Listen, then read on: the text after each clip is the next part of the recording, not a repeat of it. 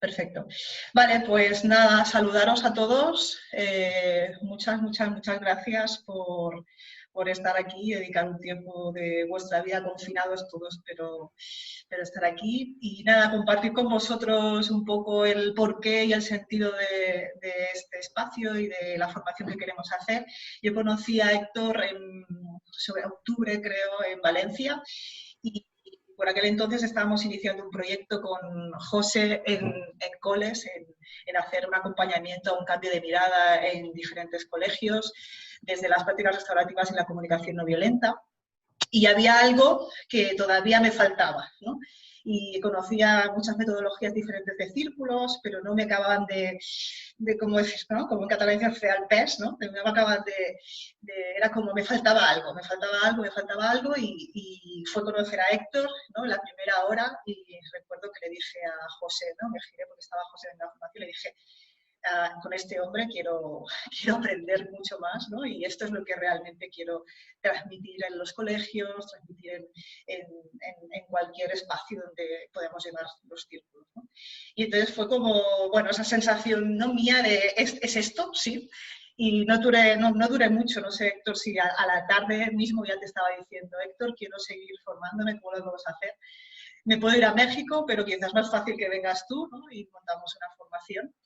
Y Héctor súper abierto, ¿no? Y os podría explicar cosas de Héctor, ¿no? Pero su currículum yo creo que lo habéis leído todos, pero lo que a mí me dijo esto es lo que quiero es porque en Héctor vi una persona muy congruente y para mí eso es de un alto valor. Cuando encuentro un profesional, una persona, ¿no? Con esta capacidad de congruencia, es decir, que con una capacidad de hilar, ¿no? A la perfección la teoría con la práctica, ver una persona súper honesta, una persona íntegra, transparente, con una sensibilidad bueno, que a mí me maravilla, ¿no? Me maravilló. Y esa capacidad de escucha, ¿no? Y como muy comprometido, dije, esta es la persona en la que quiero seguir aprendiendo, ¿no? Y entonces, pues ahí, en menos de un mes que acabó la formación, ya me puse en contacto con él y Héctor, pues con toda ¿no? su predisposición y su compromiso, aquí estamos ahora. Teníamos la formación para mayo, la hemos tenido que no la hemos anulado, la hemos, ¿no? pospuesto, pero eso, os presento eso, una persona para mí que tenéis que conocer y de esas pocas, ¿no? Que a veces cuesta encontrar esas personas con ese nivel de congruencia, como Rosy os diría, un nivel de congruencia de primer grado. Y para mí eso es un súper honor, ¿no? Cada vez que encuentro personas como estas, las quiero cerquita, porque aprendo un montón. Así que os dejo con Héctor y ojalá que disfrutéis un montón. Un súper abrazo a todos y nos vemos después.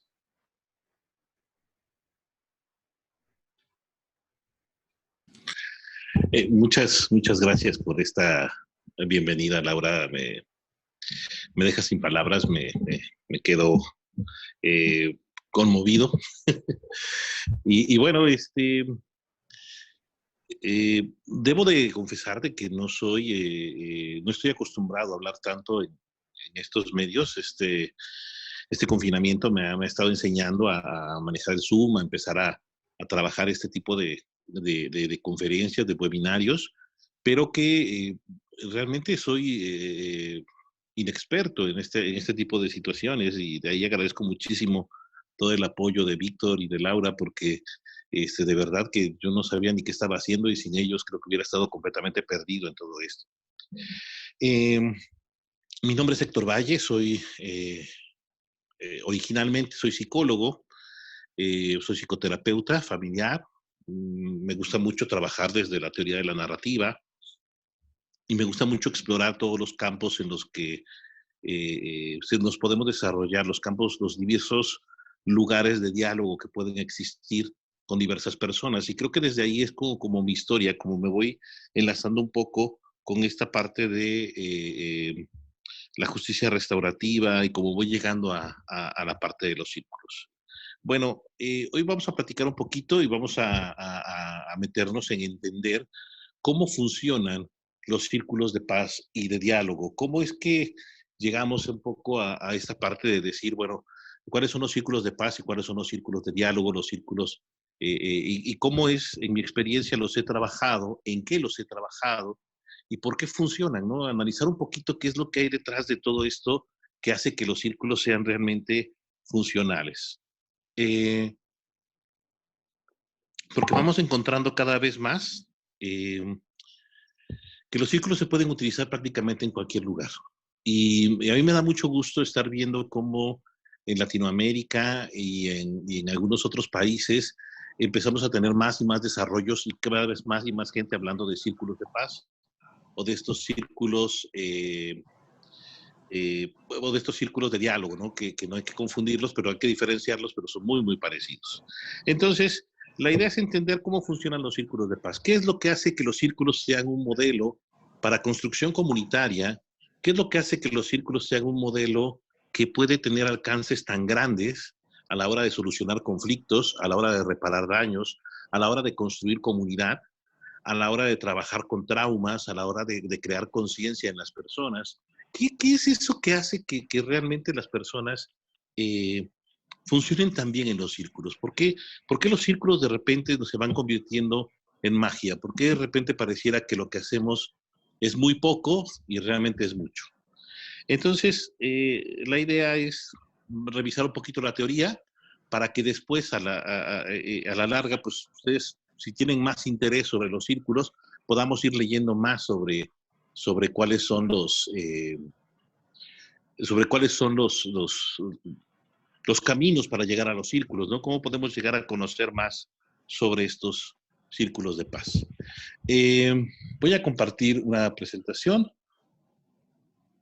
que me parece que para que podamos ir viendo un poquito de qué les voy hablando, ¿no? Es Entendiendo los Círculos de Paz. Mi nombre, les repito, es Héctor Valle, y la idea es conocer hoy cómo funcionan los círculos de paz. La idea es que ustedes hoy se vayan conociendo cómo funcionan los círculos de paz, cómo funciona la confianza en los círculos de paz, cómo es un camino muy parecido a otros procesos de diálogo y al mismo tiempo muy diferente. Entonces, la agenda que vamos a ir revisando hoy, pues es entender un poco a las personas como historias, que este es un punto bastante interesante. ¿Cómo vamos a entender a las personas como historias? ¿Por qué las personas son tan importantes en sus historias? En el segundo punto, identificar la confianza como base de los círculos de paz y diálogo y platicar un poquito sobre cómo se construye esa confianza. Porque creo que vivimos en una sociedad que cada vez nos ayuda a tener menos confianza, o que nos ayuda que nos hace como la idea de que no podemos tener mucha confianza. Y por último, conocer la estructura de los procesos de círculos de paz. Cabe aclarar que no vamos a lograr profundizar en la estructura de los procesos, pero que vamos a llegar a conocer por qué el camino es tan importante, por qué decimos que los círculos de paz son procesos simples pero profundos. Y tal vez en la simpleza está su profundidad. Eso es un poco lo que vamos a revisar hoy. Y me gustaría empezar platicando un poquito sobre esto que nos pasa muchísimo en nuestra sociedad actual, que es la desconexión. Y no hablo de la desconexión de Internet, que ahora ha sido como la única y la principal forma de conectarnos en este momento, sino hablo un poco de cómo vivimos en una sociedad que lo que nos exige constantemente, o que lo que nos lleva constantemente, es a desconectarnos. ¿Y a desconectarnos de qué? Pues prácticamente de todo lo que nosotros tenemos, conocemos y sabemos. Nos lleva mucho a las ideas del individualismo, nos lleva mucho a las ideas de estar solos, de poder hacer y lograr las cosas solos y solas, y que nos llevan mucho a quedarnos en una posición desde donde no podemos interactuar constantemente con las personas. La desconexión no es algo que se dé solamente a la hora de sufrir un trauma o a la hora de sufrir un daño emocional, sino la desconexión es algo que la sociedad misma en todo momento nos va apuntando a que sigamos teniéndolo. Si ustedes se dan cuenta, el aislamiento en el que estamos ahorita viviendo es una representación de lo que hemos hecho durante mucho tiempo. Es una representación de quedarnos, de replegarnos a nuestras propias casas y encerrarnos. Ahora lo hacemos de esta manera, pero antes lo estábamos haciendo vía los aparatos eléctricos. ¿Cuántos nos hemos ido desconectando de todo lo que hay allá afuera? ¿Cuántos vivimos en una sociedad tan acelerada en esta doctrina del shock, que tenemos que estar reaccionando solamente a lo que va sucediendo. A mí me parece muy interesante la doctrina del shock, porque si se dan cuenta todos estamos reaccionando en lugar de estar planeando lo que hacemos. Por eso el encierro nos está costando tanto trabajo, porque estamos muy acostumbrados a estar planeando y estar siempre haciendo y reaccionando ante las cosas. En lugar de planear, de bajar el ritmo, de sentarnos, de tener paz, de tener tranquilidad. Conozco muchas personas que hacen meditación y logran tener esta habilidad de bajar el ritmo, ¿sí? De poder frenarse. Pero ¿cuántos y cuántas de nosotras estamos metidas en un ritmo tan acelerado solamente reaccionando y reaccionando a lo que nos van presentando?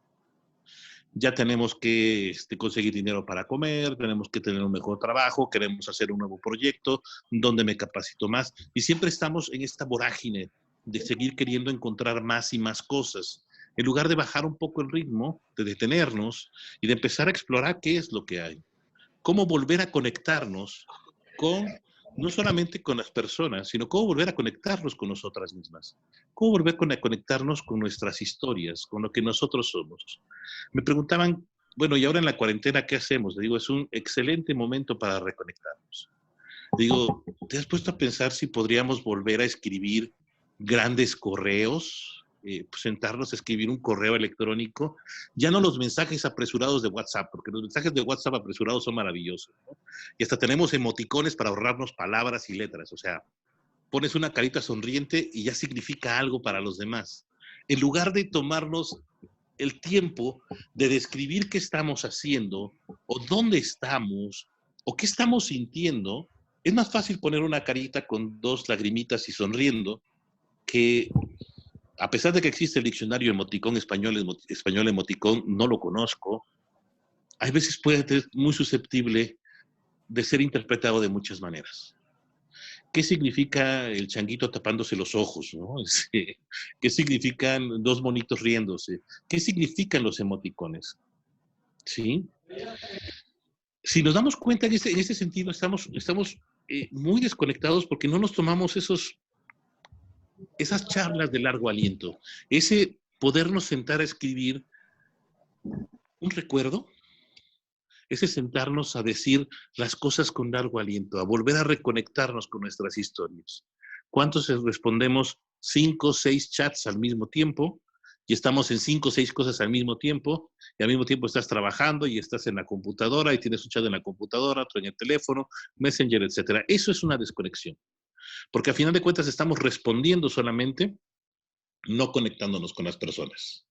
¿Sí? Estamos respondiendo a la urgencia de lo que nos están diciendo que existe, que hay, en lugar de estar realmente, ¿sí?, conectándonos con las personas. En ese sentido, pues a mí me parece un problema muy, muy complejo el hecho de que tengamos en este momento, pues, toda esta desconexión, todo este individualismo.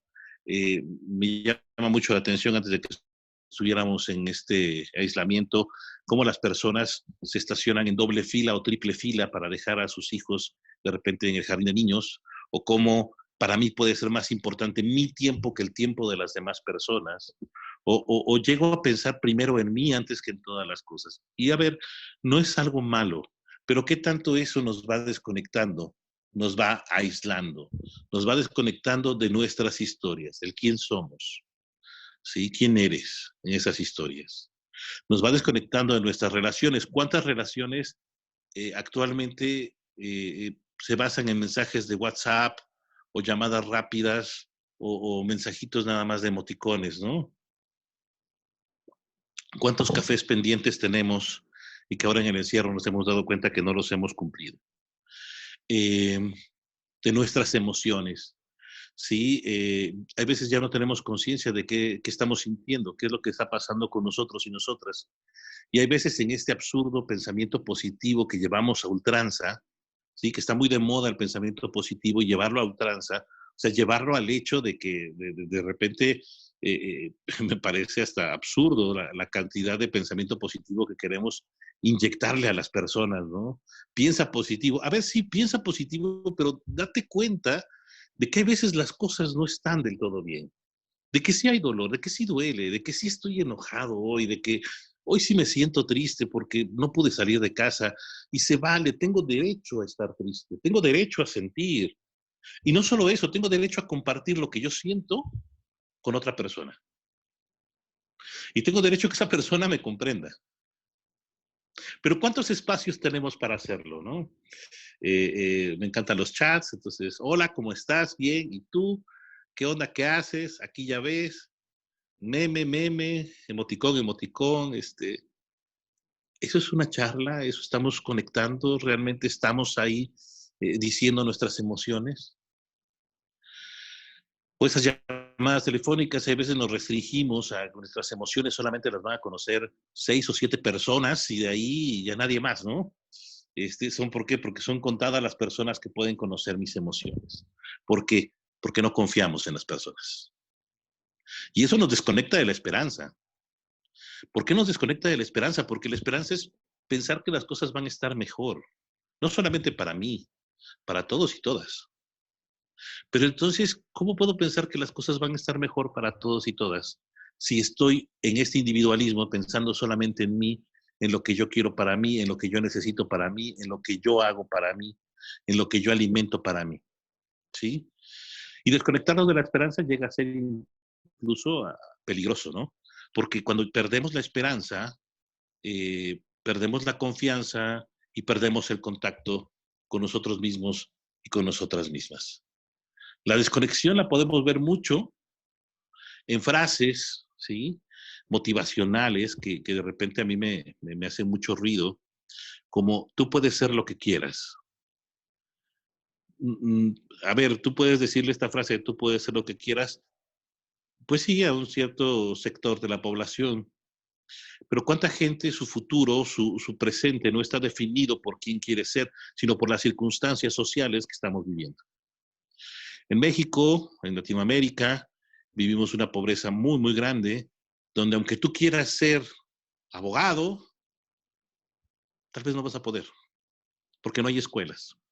En Oaxaca, la comunidad donde yo vivo, no existe la carrera de psicología pública, sino solamente pueden ser psicólogos las personas que estudian en escuelas privadas. Y entonces se estudia en escuelas privadas pensando en la salud mental, en ayudar a las personas de clase media a clase alta. Y los servicios de psicoterapia son de clase media a clase alta. ¿Y, y cómo ayudamos a las demás personas? ¿Cómo nos conectamos con las demás personas? ¿Cómo aprendemos que hay veces no se puede hacer lo que quieras? Todo depende de ti. Esto es terrible porque en el confinamiento le decimos a las personas, todo depende de ti. Como tú estés, es cosa tuya. No, a ver, estás encerrado, encerrada. Hay veces el espacio es muy pequeño. Hay veces somos demasiados en casa. Hay veces, hay días que simplemente ya no quiero estar encerrado. Y sí, sí me incomoda. Y sí, sí me duele. No todo depende de ti. No todo es una cuestión de actitud. No, hay veces que la actitud no da para eso. Y también se vale no ser excelente, se vale no estar al 100% en todo. Esto es algo que me dijo alguna vez una persona. No da lástima el que cae, sino el que no se levanta. Imagínense lo cruel que es esto, ¿no? No da lástima el que cae, sino el que no se levanta. O sea, tenemos que levantarnos del dolor, de todo lo que nos ha pasado, tenemos que aprender a levantarnos. No podemos quedarnos ahí. Y hay veces después de un knockout, después de que algo nos ha pasado y que ha sido algo terrible, oye, hay veces vale la pena quedarse tirado un día en cama para recuperarnos, para tomar fuerzas. Una frase que leí ayer en Motivacional, si lo puedes soñar, lo puedes hacer. Híjole, en México existe el Instituto de Ciencias de la Felicidad, pero el Instituto de Ciencias de la Felicidad está en la universidad más cara de México, el Tecnológico de Monterrey. Y es mucho más fácil pensar en la felicidad si para inscribirte en el Instituto de Ciencias de la Felicidad lo primero que te piden es que tengas un iPad y un iPhone, porque todo se coordina a través de iPad y iPhone, para que puedas entrar al Instituto de Ciencias de la Felicidad a estudiar la felicidad. Pero en la Universidad Nacional Autónoma de México no existe el Instituto de Ciencias de la Felicidad, porque la gente tiene que preocuparse por llegar a la escuela, por dónde vivir, por trabajar y estudiar. Entonces, de repente, cuando le decimos a una de estas personas, si lo puedes soñar, lo puedes hacer, vamos, con calma. Es verdad que tienes posibilidades de hacer cosas, pero no todo depende de ti. Hay veces necesitamos unirnos, hay veces necesitamos ser comunidad. Esto va a pasar pronto. Sí va a pasar. Eh, y estas frases no son esperanzadoras. Si se lo decimos a una persona que está en una tristeza profunda, y yo llego y le digo, esto va a pasar pronto, me dice, sí, no me preocupa que vaya a pasar, me preocupa mientras no pase. Sé que va a terminar, pero mientras no termine, ¿qué carajo hago con esto que estoy sintiendo? ¿Qué carajo hago con esto que siento que me están sacando el alma, que se me está destilando? ¿Qué hago con esto que me está sucediendo? Porque sé que va a pasar, vamos, todo pasa. Pero mientras no pasa, mientras no termina, ¿qué hago? Esas son las grandes preguntas. Esto me parece muy complejo. Tú eres una guerrera o un guerrero. ¿Por qué tenemos todo que pensarlo en el sentido de lucha, de violencia, de encontrón? ¿Por qué tengo que salir con una armadura a defenderme del mundo? ¿Por qué tengo que pelear en esta selva de concreto? ¿Por qué no puedo ser parte de la naturaleza? ¿Por qué no puedo vivir acorde a lo demás? Dejarme fluir más como un río que estar todo el tiempo en una lucha. Porque si no, todos los días es levantarme, ponerme la armadura, sacar mis armas y ir a pelear. ¿Contra quién? Contra quien se deje, ¿no? Contra el trabajo que no me gusta, contra la sociedad, contra el gobierno, contra... A ver, no todo tiene que ser una guerra, no todo tiene que ser un encontronazo, un choque, un conflicto. Hay otras opciones. Y la última frase es de Arnold Schwarzenegger. El fracaso no es una opción. Bueno, si eres gobernador de California y actor famoso y te pagan millones por una película que haces o por aparecer 10 minutos en una película, pues es posible. Pero si eres un chico que está estudiando y tiene que trabajar en un restaurante siendo mesero y después se va a estudiar para intentar terminar la carrera de psicología, vamos, todos hemos fracasado y no nos ha pasado nada. Tampoco es tan malo fracasar. Y uno aprende de los fracasos. Uno aprende mucho de los fracasos. ¿Qué pasa si yo voy y le digo a mi hija, no puedes fracasar? O sea, todo lo que se hagas, pero no fracases. Pues a mi hija le va a dar miedo emprender cualquier cosa por miedo al fracaso. Porque cuando emprendemos cualquier cosa, cuando empezamos a hacer cualquier proyecto, siempre podemos fracasar. Si yo aprendo a tenerle miedo al fracaso, ¿qué es lo que va a pasar? Pues que para qué me esfuerzo, mejor para no fracasar, mejor ni le entro, ¿no? O sea, ya para qué me tomo la molestia de entrarle a los trancazos y mejor, si no me muevo, no fracaso, ¿no? ¿Qué tipo de sociedad somos a partir de esto? Una sociedad individualista, ¿sí? Nos volvemos individualistas. Primero yo, después yo y al último yo. Y se nos olvida que si no llegamos a la meta juntas, no llega nadie. ¿Qué caso tiene que una mujer llegue a ser empoderada y la nombren ministra si todas las demás no tienen la oportunidad de tener acceso a los mismos derechos que los hombres? No tenemos que llegar juntas, pero tenemos que llegar juntos como sociedad, juntas como mujeres, juntas como hombres. Y este es uno de los principales factores que sería muy interesante lograr explorar, porque mientras estemos en la desconexión, ¿cómo podemos hacer para estar juntos y juntas? Mientras más desconectados o desconectadas estemos, más fácil es controlarnos y perdernos. ¿Por qué? Porque si yo no sé qué le está pasando a mi vecino, si yo no sé qué necesita mi vecina, si yo no tengo personas con quienes compartir mis emociones, voy a terminar encerrado en mí misma, diciendo más vale malo por conocido que bueno por conocer, diciendo ¿para qué quiero algo nuevo? Conformándome con el mundo como es, porque así es el mundo. Yo recuerdo cuando estudié yo psicología, y me dijo una vez un maestro, bueno, ¿para qué estudias psicología? Le digo, es que a mí sí me gustaría ayudar a las personas. Y me dijo, eso es una tontería. Ayúdate a ti mismo. No puedes cambiar el mundo. Y yo le creí porque era mi maestro, era alguien importantísimo, era de mis grandes maestros. Me dijo, Héctor, no puedes cambiar el mundo, acéptalo. Y yo le creí durante muchos, muchos, muchos años. Fui viviendo con la idea de que el mundo no podía cambiar. Y fui viviendo con la idea de que así es esto, ¿no? Y de repente alguien me decía, si no lo haces tú, lo hará otra persona. Entonces toma lo que venga, trabaja en lo que sea.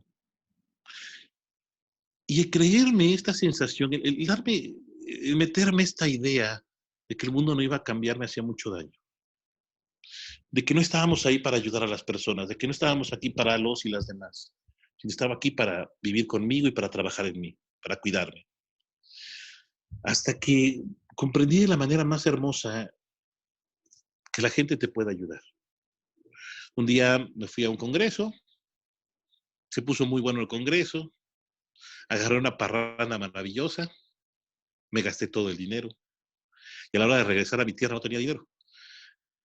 Y me encontraba en la terminal de autobuses parado con una mochila pensando, ¿cómo carajo me regreso a mi casa? Y pasó una señora y me dijo, ¿no tienes para irte, verdad? Le digo, no. Dice, ven, me compró el boleto a mi tierra. Le dije, gracias. Me dice, si alguna vez alguien lo ves parado en una terminal, pregúntale si necesita ayuda. Dice, porque yo tengo un hijo y cuando mi hijo sea grande, si alguna vez le falta dinero, quiero que alguien lo pueda ayudar. Y entonces dije, bueno, entonces sí podemos cambiar el mundo. Entonces no todas las personas están pensando nada más en sí mismas. Entonces hay muchas personas allá afuera que tienen, fuera de mi maestro, posibilidades de pensar en mundos mejores, en cosas diferentes, en aprender a reconectarnos, en aprender a volver a estar ahí. Yo llegué a los círculos de paz buscando precisamente una forma de reconectarme. Eh, yo llegué a todo esto porque antes que nada yo fui víctima de abuso sexual. Y como víctima de abuso sexual, cuando fui niño, desde muy pequeño fui víctima varios años de abuso sexual. Y cuando eres víctima, cuando vas creciendo siendo víctima, no sabes, no sabes qué va a pasar, no sabes de qué nos depara más el mundo. Y fui creciendo pensando que yo estaba mal, ¿sí? Que de alguna u otra forma yo había provocado el hecho de ser víctima.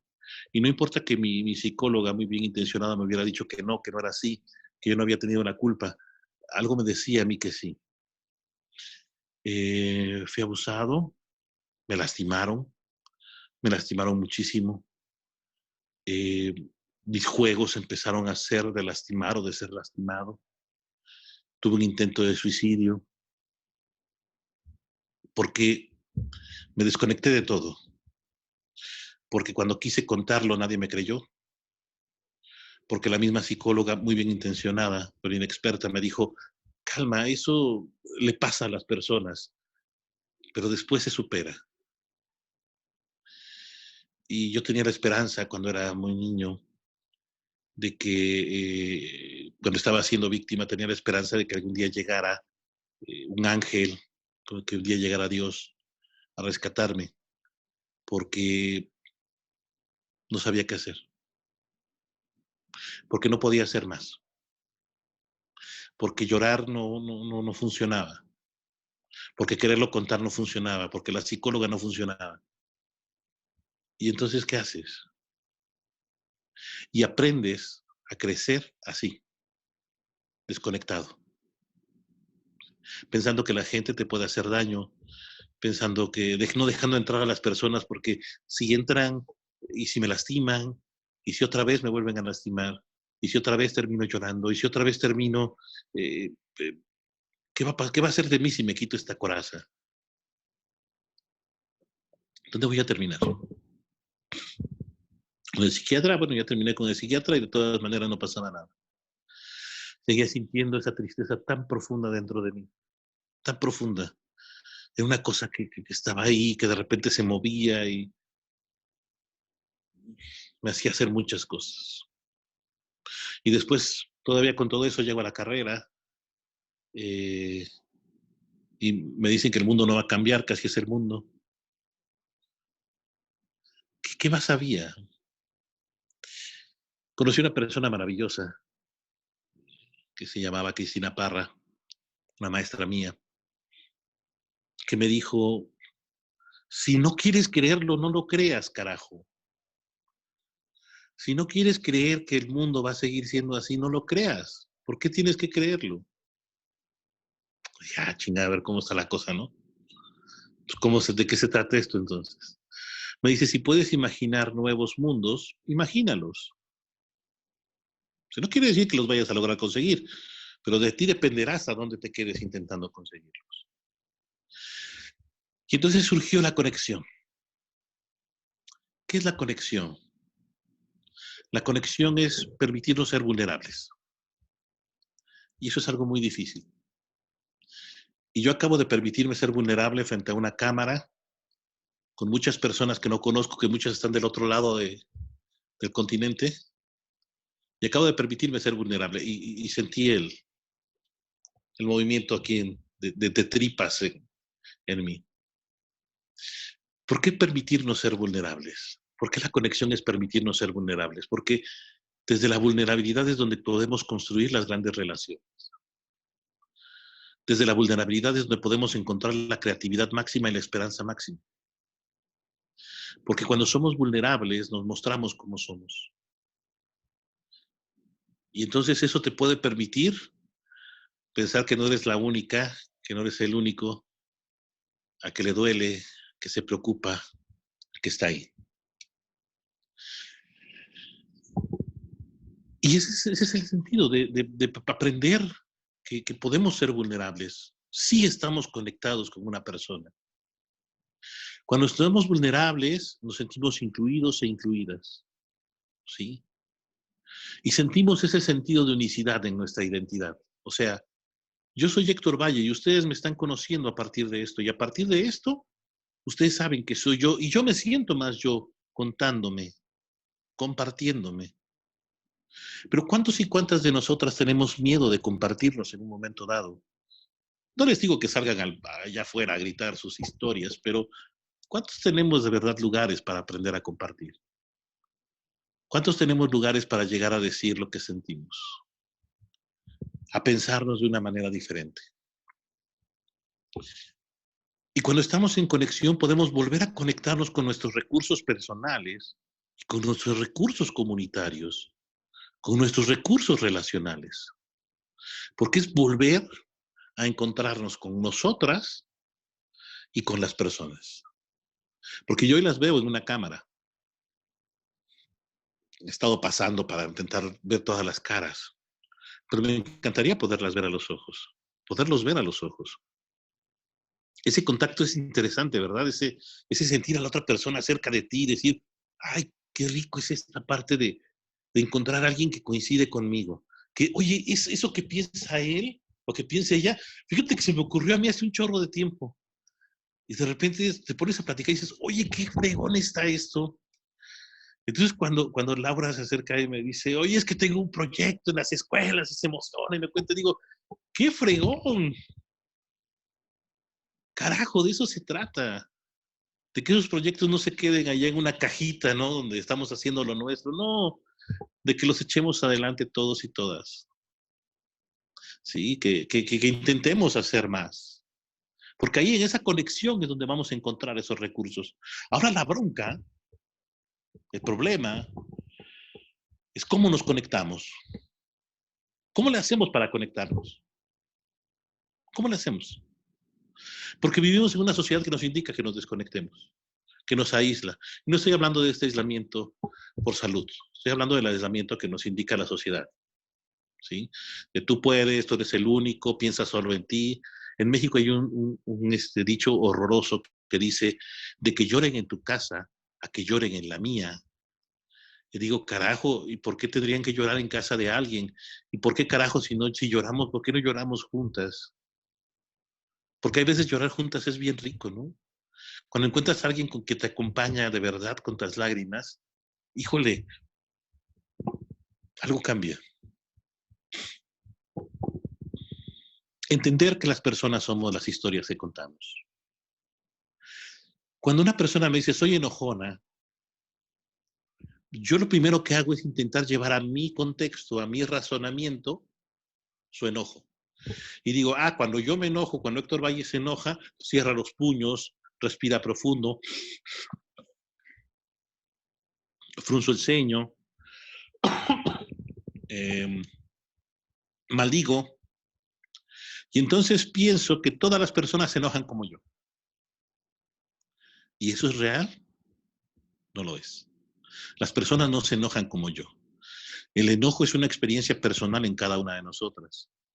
Por eso, si yo quiero conocer cómo te enojas tú, lo mejor que puedo hacer es preguntarte una historia de cuando estás enojada. Y en la historia me vas a contar acciones, cosas que haces cuando estás enojada. Y entonces sí voy a conocerte a ti enojada. No cuando me dices que eres enojona. Cuando me dices que eres enojona, me imagino cómo eres. Cuando me cuentas una historia, puedo conocer cómo eres en las acciones. Y eso es muy interesante. Porque las historias que contamos, ¿sí?, son las historias que elegimos contar. Entonces, las historias definen quiénes somos, ¿sí? Comprendernos como historias es comprendernos, es comprender que yo soy ese niño que fue abusado sexualmente, pero también soy este hombre que trabaja círculos de paz. ¿Y cómo se dio el cambio de este niño, que sigo siendo yo, a este hombre? Ese camino es mi historia. Es la serie de historias que elijo contarme. Pero no creo que es un proceso de elección sencillo, ¿no? Es decir, yo voy a elegir esta historia. No, es cómo voy tejiendo una red de historias que aparte mis compañeros, amigos y amigas me van ayudando a tejer la comunidad, la sociedad. Y entonces, ¿cómo me voy formando? ¿Cómo voy siendo las historias que estoy contando y que voy compartiendo? Cuando entendemos entonces que somos las historias que contamos, somos las historias que compartimos, por eso tenemos tanta necesidad de contarnos historias. Y regreso al problema de la desconexión. Si WhatsApp, Messenger, etcétera, nos permite contar grandes historias, no. Son historias cortas, historias rápidas, porque son servicios de mensajería instantánea. Sentarnos nuevamente en el correo electrónico, ya no les hablo de las cartas a mano, ¿no?, sino simplemente el correo electrónico que ahora ya está más desfasado, sentarnos simplemente en él a escribir nuestra historia. Si yo les preguntara sus historias, ¿quién de ustedes no podría hacer una novela gigantesca? ¿Sí? Y novelas impresionantes, ¿no? Algunas comedias, tragedias, tragicomedias. ¿Cuántos y cuántas de nosotras, cuando escuchamos mi historia, también quisimos hablar de la nuestra? ¿Cuántos sentimos que sí quisiera decir algo? Hay veces a mí me faltan decir cosas. Hay veces me falta gritarlas. Pero a veces me falta también quien las escuche. ¿Quién tiene la capacidad de escucharlas? Todos y todas.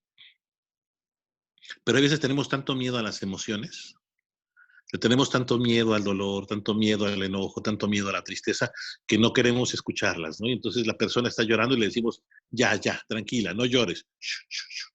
Tranquila, ¿no? O sea, ya pasó. Los círculos son espacios seguros para contar historias. Esa es la definición más hermosa que ha dado Kay Prani sobre los círculos. Entonces, ¿qué son los círculos?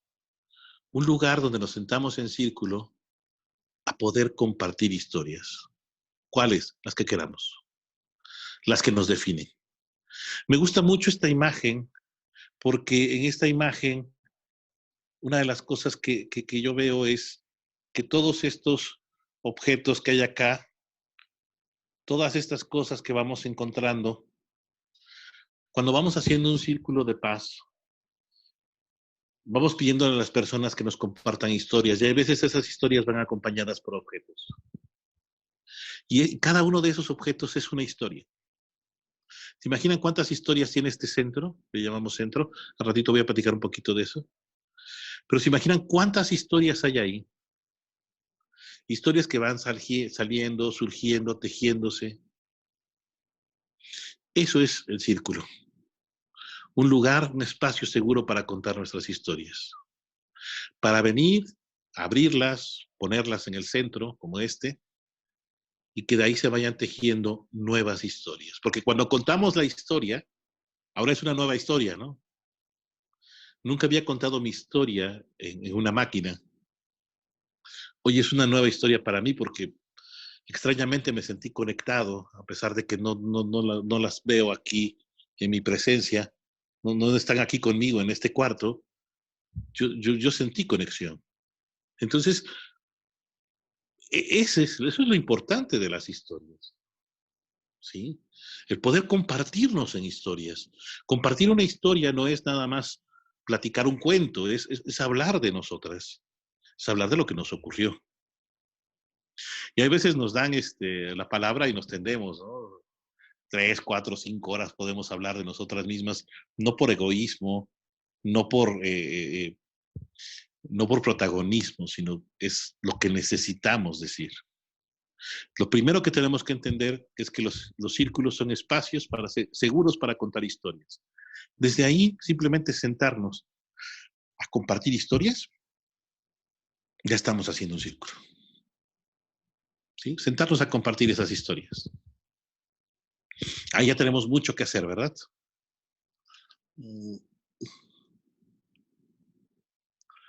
¿Y desde dónde vamos construyendo estas historias?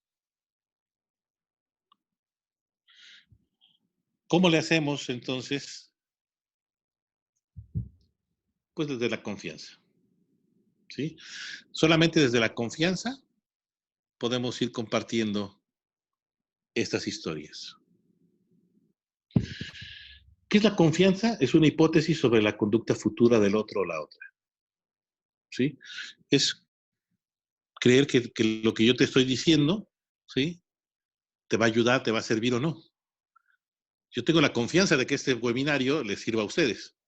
¿Tengo la seguridad? No. Confío en que así sea. ¿Va a suceder? No lo sé. Confío en que así sea. Pero ¿cómo hemos ido perdiendo la confianza con el paso del tiempo y con el paso del mundo?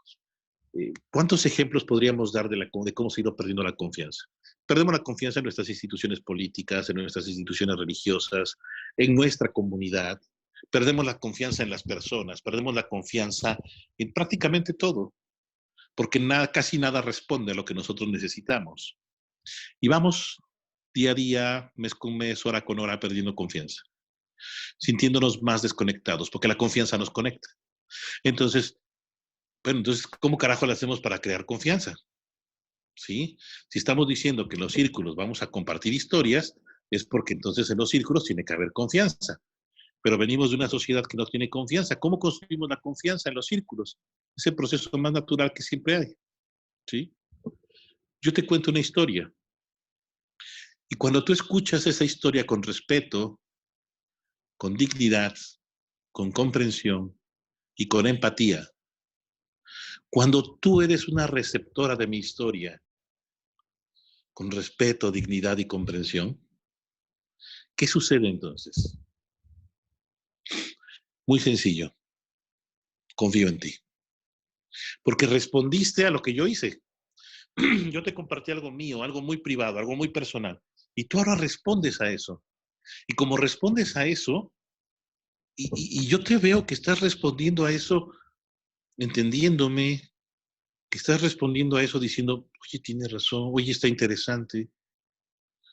Porque a lo mejor hay veces la única respuesta que podemos tener es apretar las manos, dar un abrazo.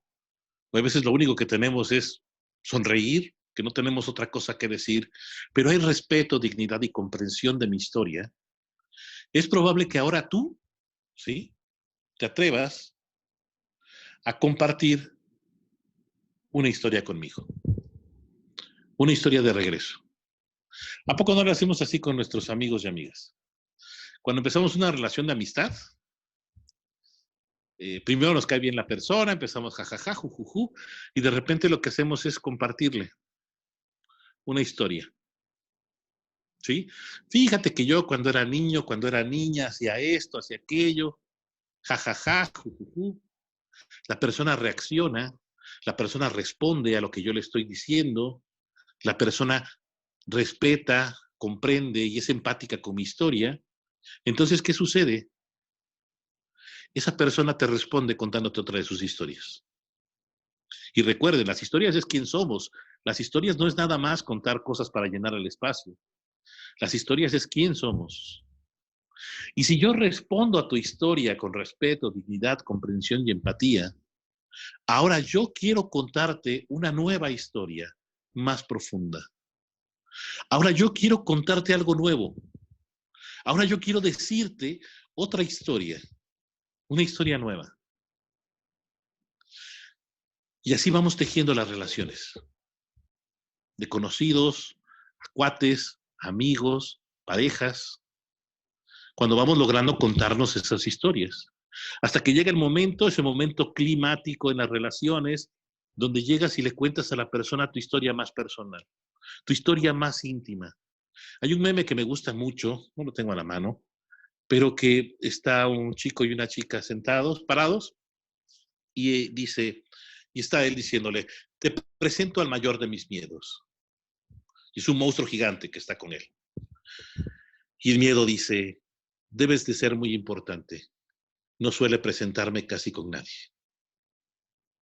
No presentamos nuestros miedos a la primera, ¿verdad? Tenemos que esperarnos a que respeten varias historias, a que se construyan estas historias, a que se construya la dignidad, a que se construya todo esto para atrevernos a contar cada vez historias más y más profundas, historias más y más personales. Y en esas historias vamos navegando, vamos profundizando, hasta que llega el momento donde nos damos cuenta que somos amigos y amigas, somos pareja, somos conocidos, de relaciones tan tejidas profundamente. Y es muy interesante cuando nos podemos encontrar en la historia de otra persona. Cuando yo te cuento una historia mía y entonces tú te encuentras en mi historia. Y dices, esa historia se parece a la mía, es como yo. Y da una cierta calidez saber que hay personas que viven historias como las nuestras. Una cierta sensación de que no estamos solos y solas, sino estamos compartiendo constantemente. Desde ahí, yo he llevado los círculos de paz a varios contextos que me ha permitido, afortunadamente, que me han permitido, afortunadamente, llevar. He trabajado los círculos con personas privadas de la libertad. ¿Qué es esto? Que me he sentado con personas privadas de la libertad, se les invita a quienes quieran participar en un círculo y nos sentamos a compartir historias con esas personas que ya cometieron un delito y que ahora tienen muchas historias que compartir. Y en México, recuerden que México es un país que tiene mucha más violencia. En México me he encontrado con personas que han secuestrado, con personas que han violado, con personas que han asesinado, y que cuando les permites empezar a contactar con sus historias, empezar a contar sus historias, empiezan a regalarte cosas hermosas. Empiezan a contarte quiénes fueron y quiénes son antes de la violencia. Es un programa muy bonito que he llevado a cabo con una gran amiga, Violeta Maltos, que se llama Restaurando Identidades y lo llevamos a cabo en las prisiones, donde todos los ofensores tienen la oportunidad de contar sus historias, de contar la historia de ellos, no siempre la cual los llevó a ser ofensores, porque hay veces no es una historia lineal, sino esas cosas que para ellos y ellas es importante vivirlas. Y después he podido llevar este proceso a cabo, por ejemplo, sentándonos en círculo con solamente sobrevivientes de secuestro. En Oaxaca hubo una ola de muchísimos secuestros y de repente nadie sabía cómo atenderlos y las personas que habían sido secuestradas se quejaban mucho de que los terapeutas no sabían qué decirles. Entonces yo dije, a ver, vamos a juntar a todas esas personas, ¿sí? A sentarnos en círculo y a compartir nuestras historias. Y fue muy interesante, porque como profesional, como psicoterapeuta, tengo un doctorado en psicoterapia, como psicoterapeuta hay veces no sabía qué decir. Pero fue muy interesante ver que otra víctima, otra persona que había vivido lo que había vivido la persona, sí sabía qué decirle. Un hombre dijo en este círculo de víctimas de secuestro, dijo, cuando lo habían secuestrado 2 veces, o sea, 2 veces lo secuestraron y la familia pagó 2 veces cantidades exorbitantes por él. Y él decía, la segunda vez que me secuestraron, me arrancaron el corazón. Si yo soy un hombre que maneja, que camina, que vive, sin corazón. Y lo más hermoso fue que nos dijo en el círculo, y aquí en el círculo, cada uno de ustedes me regaló un poquito de su corazón. Y hoy me llevo un corazón Frankenstein, formado de pedazos de otros corazones, pero por fin siento que vuelve a latir. Porque esa esperanza que construimos desde las historias, desde la dignidad, desde la comprensión, desde la vulnerabilidad, es muy, muy grande. No estoy diciendo que la psicoterapia no sirva para nada. Es un proceso hermoso que a mí me gusta practicarlo. Pero creo que los círculos nos permiten encontrarnos con otras personas en otras historias que nos permiten acompañarnos de formas diferentes. He llevado los círculos con personas sobrevivientes de cáncer de seno, ¿sí? Con puras mujeres sobrevivientes de cáncer que ya les quitaron uno o los 2 senos. Y ahora es sentarnos a platicar qué es ser decían ellas, ¿quién soy sin mis senos? Y le dice otra compañera, no yo, el papel del facilitador, del guardián del círculo es lo menos activo que pueda, porque le dejamos toda la responsabilidad a la comunidad, que sea la comunidad quien se encargue de sanar a las personas. Otra compañera le dice, tú eres más que tus senos. Tus senos no querían vivir, pero toda tú quieres seguir viva. Y le hizo sentido a esa mujer. Y compartieron que era ahora ser mujeres que ya habían sobrevivido a ese cáncer.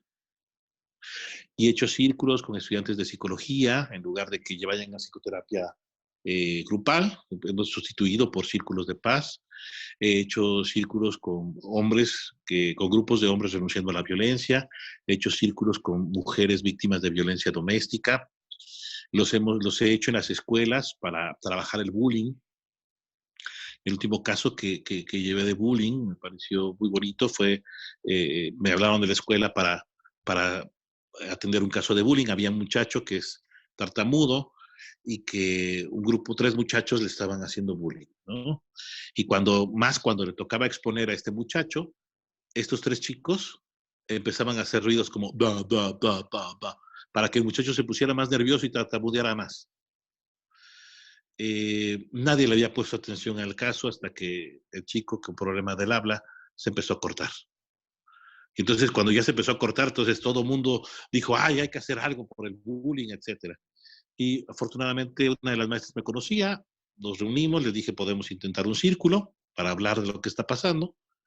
Y me dijeron, ok, llegamos. Hice reuniones previas, ¿sí? No entro al círculo así nada más a sentarme con ellos a ver qué dicen, no. Hay una preparación, sobre todo cuando voy a hablar de temas delicados como el bullying. Fui, platiqué por separado con varios grupos de chicos y después hicimos el círculo en el salón de clases con la maestra, ¿sí? Y fue bien interesante porque la primera en hablar fue la maestra. Y cuando la maestra habló, lo primero que dijo fue, no sé qué hacer. Dijo, no sé cómo decirles que los quiero y que no quiero que esto suceda en el salón. ¿Qué frase tan bonita, ¿no? No sé cómo decirles que los quiero, no sé cómo hacerlos comprender. Y de ahí empezamos, ¿sí? Empezaron a hablar los chicos de que si había bullying, si no había bullying.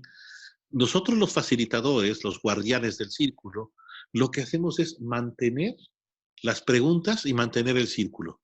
Es lo que tenemos que hacer. Plantear preguntas que generen que el círculo vaya hablando. Las respuestas, las personas expertas son los miembros del círculo. Son las personas que hacen el círculo. Nosotros no tenemos herramientas para estar parafraseando, reencuadrando. No, eso es nuestro. Lo que nosotros queremos es que la gente tenga la confianza para decir lo que ellos creen, lo que ellos piensan. Y cuando esto sucede, cuando se hace de esa manera, Las respuestas están ahí en la comunidad. Vamos, hasta antes del siglo XIX no teníamos ni idea de que podía existir la psicología. Entonces, eh, tenemos muchos recursos que muchas veces hemos olvidado. Es ayudar a las personas a sentarse y empezar a hablar de eso. Y entonces me pareció fabuloso cuando empezamos a hablar en el círculo y el muchacho dice, sí, me están lastimando. Y me están lastimando muchísimo. Él decía, yo no pedí ser tartamudo, pero lo soy. Y me lastima lo que dicen los muchachos, los compañeros sobre mí. Y entonces fue bien interesante porque en la reparación del daño que hicimos, este fue un círculo de reparación del daño, lo más importante para la víctima, para el chico que era tartamudo, era evitar, detener ya el bullying. Y los chicos que ejercían el bullying fueron muy honestos y dijeron, es que no nos damos cuenta cuando ya nos pasamos. Que son bromillas. Y sí, cuando nos damos cuenta ya nos pasamos de lanza, ya estamos ofendiendo, pero no nos damos cuenta en qué momento sucede. Entonces el compromiso del grupo fue que cuando estos chicos empezaran a hacerle bullying, empezaran a atacar a este muchacho, todo el grupo iba a empezar a aplaudir. Porque era una señal para que estos chicos tenían que detenerse con lo que estuvieran haciendo. Y los tres chicos dijeron que se sentían muy, muy atacados y todos aplaudían y ellos no.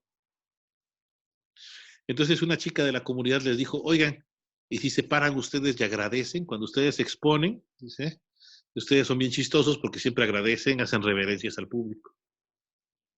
Y les gustó, a estos tres chicos les gustó la idea. Entonces, en el salón de clases hubo un compromiso. Cuando estos tres chicos empezaran a ejercer bullying con este otro muchacho que tenía dificultad del habla, el grupo, responsabilizándose, iba a empezar a aplaudir. Y para que no se sintieran mal los tres chicos que ejercían el bullying ni fueran catalogados o excluidos de la comunidad, ellos iban a agradecer. Y eso lo volvía divertido para todos. Y sobre todo, le permitía a la víctima, le daba la seguridad de que no iba a volver a suceder el acto violento contra él. Lo que buscamos es que sea significativo para todas las personas el acuerdo al que llegamos, la reparación del daño a la que llegamos. Eso es lo que estamos buscando.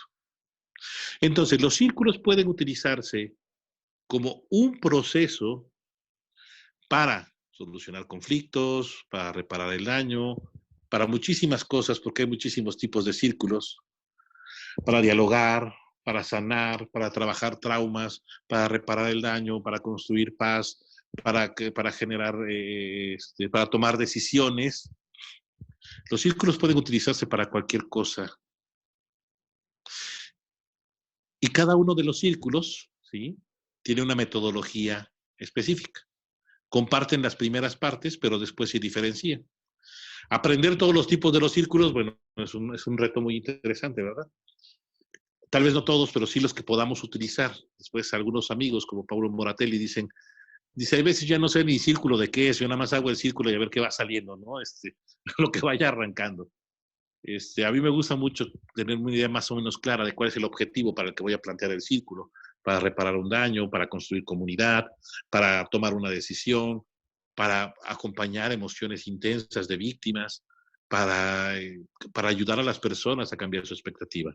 Podemos utilizar el círculo entonces como un proceso para reparar el daño, ¿sí?, o para solucionar conflictos, o para dialogar y tomar decisiones, o podemos utilizar los círculos como parte de un programa, ¿sí?, que está trabajando con la violencia, por ejemplo, de personas privadas de la libertad, o como parte de un programa que tiene fines psicoterapéuticos o terapéuticos, o como parte de un programa para hombres renunciando a la violencia. O sea, puede ser parte de la metodología o puede ser un proceso en sí. Esa es la gran magia de los círculos, que realmente no nos restringimos en la forma de hacerlos. Hay algunas escuelas de círculos que son muy restrictivas para la forma de hacerlos. O haces de una forma o haces de otra. No. Con mi maestra Kay Pranis lo que pensamos de los círculos es que entre más lugares podamos llegarlos y aplicarlos, siempre será mejor, porque siempre lo que buscan los círculos es construcción comunitaria. Siempre lo que buscan es que las personas se unan, que nos encontremos en otras historias, que podamos conocer otras historias y a partir de eso tomar las decisiones que beneficien no solamente a la víctima ofensor o no solamente a 2 o 3 personas, sino a toda la comunidad.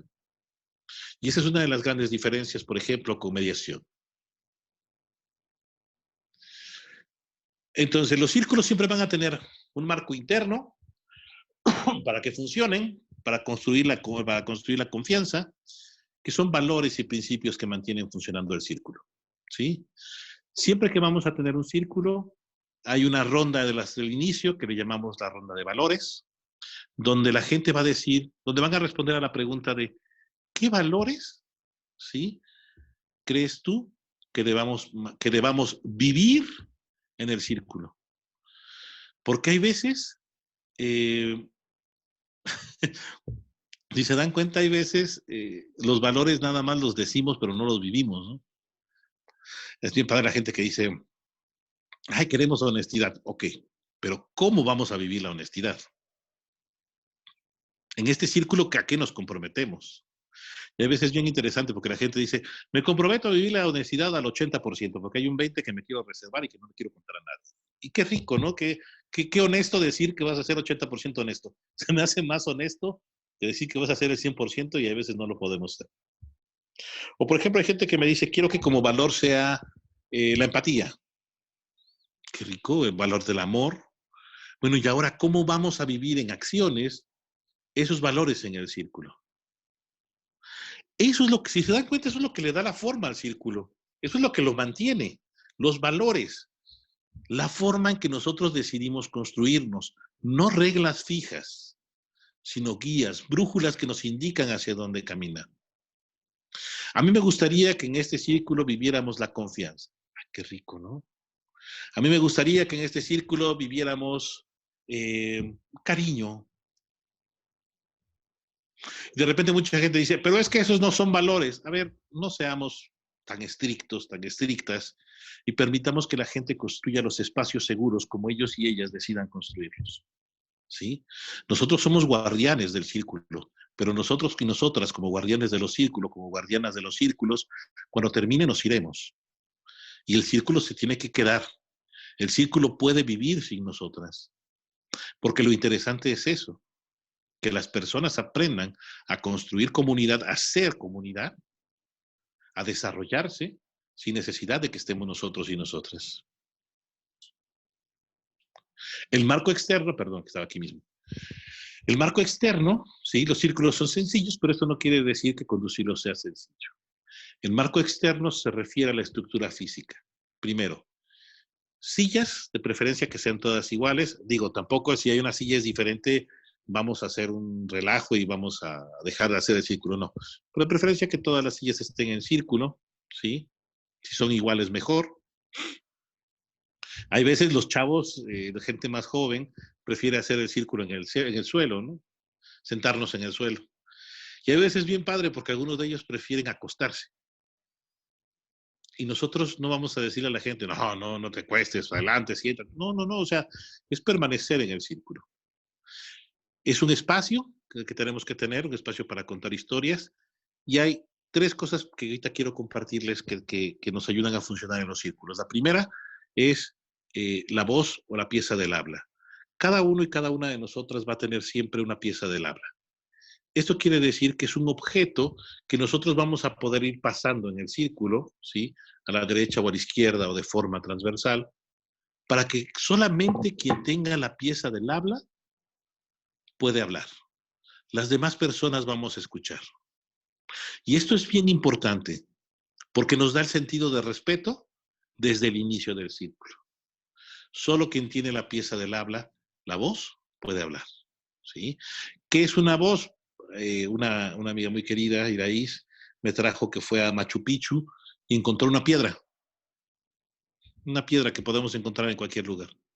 Pero esa piedra para mí es muy importante porque me la trajo ella y desde Machu Picchu. No es una piedra no deshizo un pedazo de Machu Picchu para traerme la piedra, no. Es una piedra que encontró en el suelo.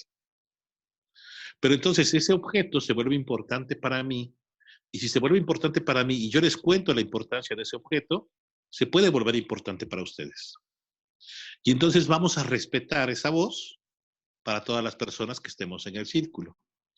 Muchas veces para los círculos yo recomiendo que tengamos 3 o 4 voces, ¿sí? Para estar cambiando de objetos.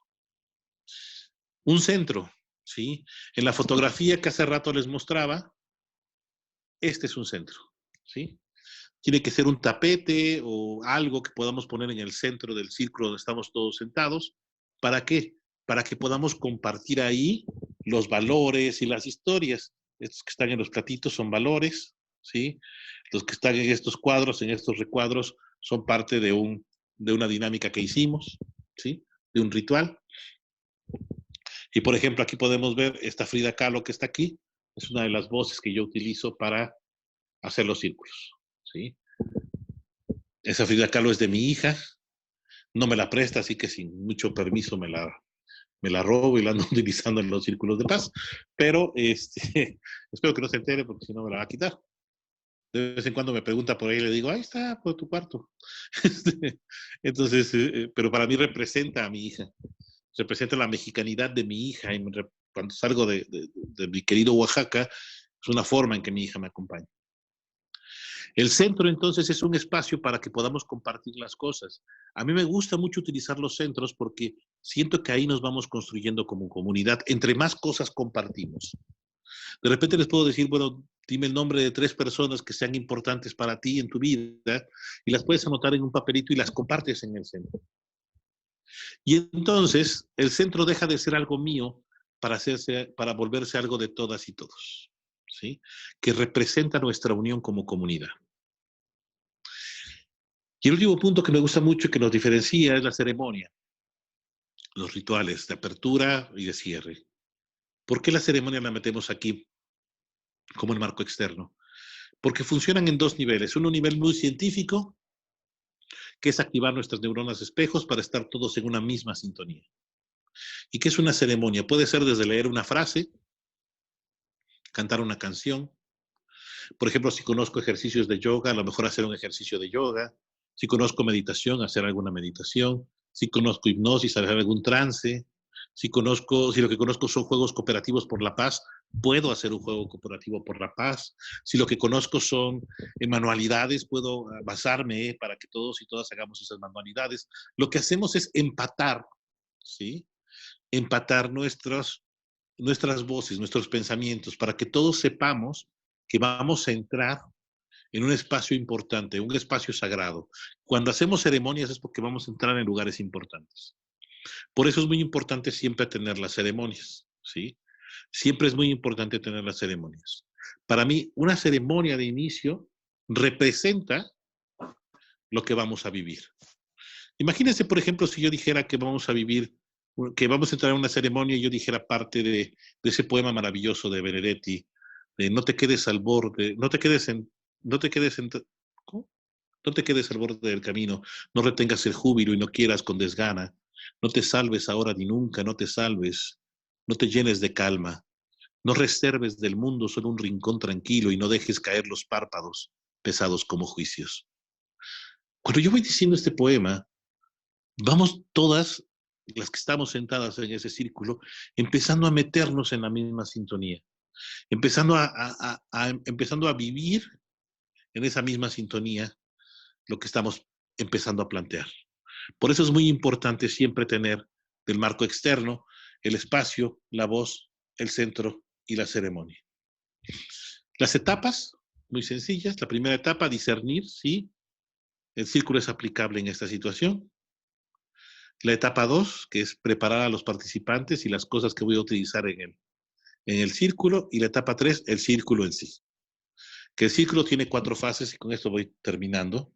Nada más quiero que veamos estas fases, porque fíjense qué importante es para la metodología de los círculos la confianza.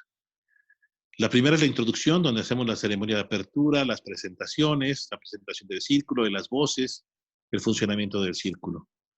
Pero el segundo punto, y para mí de los más importantes, es creando confianza. Yo cuando me siento en un círculo, me siento primero a crear confianza. Porque si logro crear confianza entre los y las participantes, hablar del tema importante, hablar de lo difícil, es más sencillo. Pero para eso tengo que lograr hacer que la gente confíe. ¿Cómo? Compartiendo historias. ¿Cómo? Siendo yo como guardián, como guardiana, capaz de compartir mis historias. En la medida que yo también pueda compartirme con la comunidad podrá compartirse conmigo. No es totalmente necesario, a lo mejor vamos a encontrar otras escuelas que digan, no, tú no compartas nada, tú eres el facilitador, mantente afuera, etc. En mi experiencia, junto con Kay,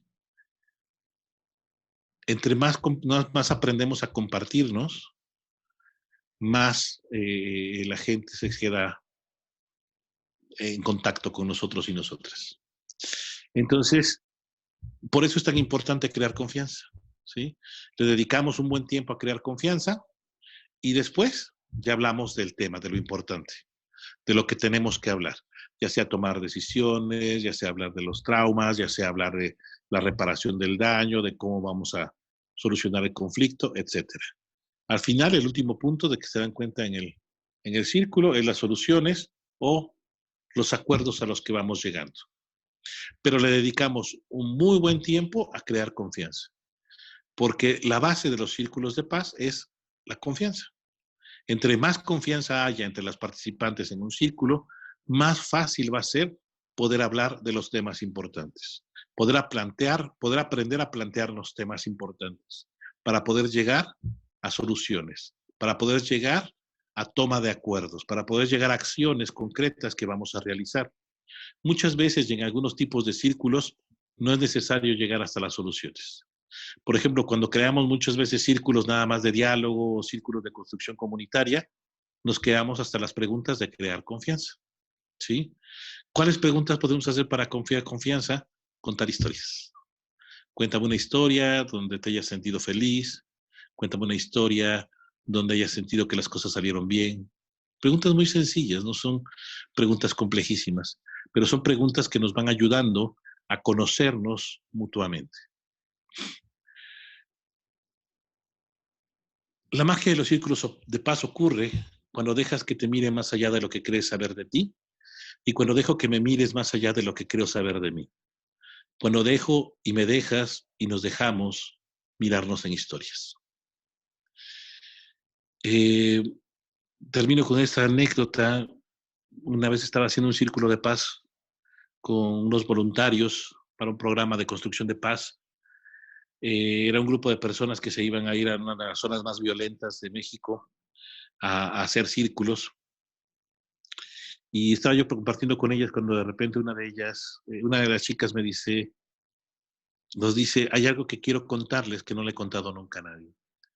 Y entonces la chica nos cuenta de que a ella en una fiesta, una fogata, la drogan y la violan, tiene una violación tumultuaria, la filman y la suben a internet. Y de repente nos cuenta algo tan fuerte, que no le había contado nunca a nadie, ¿sí? Que no le había contado más que a su familia, que habían intentado bajar el video de la red, pero que nunca se había podido bajar. O sea, lo habían quitado de varias bases, pero siempre volvía a aparecer. Y que nunca había podido ella encontrar un lugar para poder estar ahí, para poder pertenecer, para sentirse parte de. No había podido volver a confiar en ninguna persona. Y que hoy en los círculos, al escuchar las historias de otras personas, ella se atrevía a contarnos esa historia. Y ahí hicimos algo que se llama círculo de apoyo. Detuvimos todo y le pedí a cada una de las personas que estaban en ese círculo que le regalaran palabras, acciones, lo que ellos quisieran a esta chica. Y fue impresionante ver a esas 15 personas, aparte de ella, estar ahí para ella. Decirle lo que necesites, lo que quieras. Nosotros te amamos, confiamos en ti.